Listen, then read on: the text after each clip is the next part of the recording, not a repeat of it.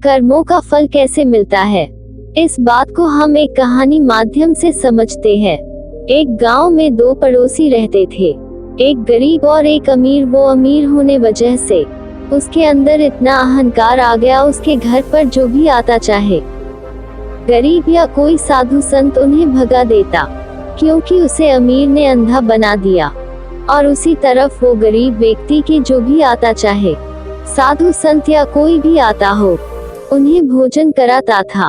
वो निष्काम भाव से सबके सेवा भाव रखता था और उसका पत्नी का साथ ही रहते थे। वो रोज जंगल में लकड़ी काटकर बाजारों में बेचता था। बस ऐसे ही जिंदगी बीतने लगे। और उधर अमीर व्यक्ति का एक मिठाई का दुकान था। फिर एक दिन भगवान ने अपनी मन में सोचने लगे कि मैं इन दोनों का परीक्षा लेता हूँ। अब भगवान अपनी भेष बदल कर वो एक भिखारी का भेष में आ गए। अब भगवान सोचने लगे, मैं सबसे पहले उस अमीर के घर में जाता हूँ। फिर भगवान आ गई उसके के घर में। भगवान बोले, भिक्षाम देही। ऐसा कहते ही वो अमीर व्यक्ति अपनी घर से निकल कर कहा, कौन है? भगवान बोले, बेटा मैंने कई दिनों से भोजन नहीं किया, आप मुझे कुछ खाने को दोगे? अमीर व्यक्ति ने कहा, अरे कहाँ से आ जाते हो? गुस्से में आके ये बोलकर उन्हें भगा दिया कि मेरे पास तुमको देने के लिए मेरे पास कुछ नहीं है। ये सब बोलने के बाद उन्हें भगा दिया।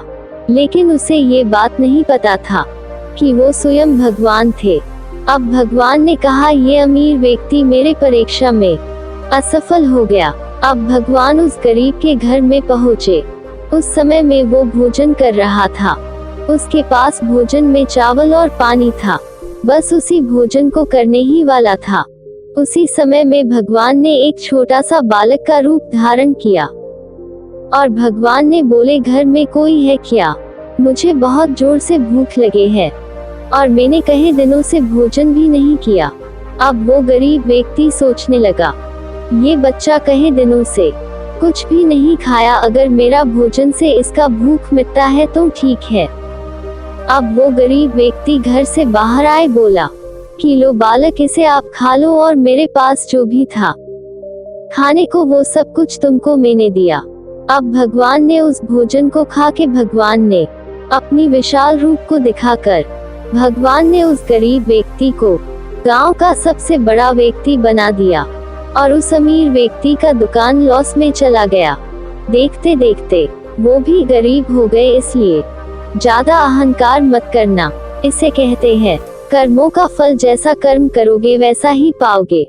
जैसे वो गरीब व्यक्ति ने दूसरों का सेवा का भाव रखता था और उसका घर में जो भी आता उन्हें सेवा करता था, इसलिए भगवान ने उसे गांव का मुखिया बना दिया।